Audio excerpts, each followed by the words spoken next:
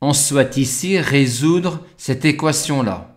Tout d'abord, pour quel x les quantités qui interviennent dans l'équation sont-elles définies? Pour les réels x de moins 1/2, 1/2. Mais on peut réduire l'intervalle dans lequel on va rechercher les solutions éventuelles de l'équation. En effet, quand x est dans moins 1/2, 1/2, cette quantité-là est dans moins pi sur 2, pi sur 2, et celle-là est dans pi sur 3, 2 pi sur 3.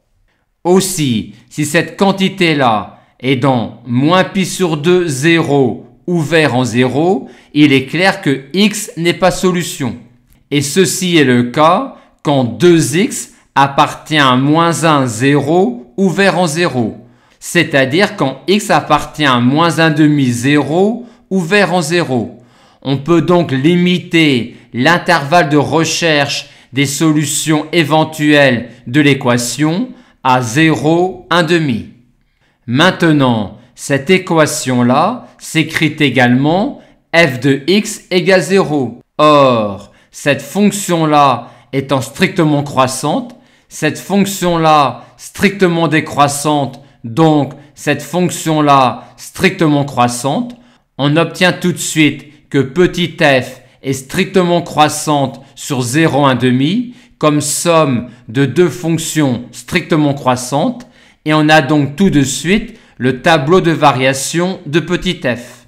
On en déduit que 0 a un unique antécédent dans 0, 1/2 par petit f, c'est-à-dire qu'il existe une solution et une seule à l'équation. Maintenant, déterminons-la. On considère donc un réel x dans 0, 1/2 et on note alpha cet angle-là et bêta cet angle-là.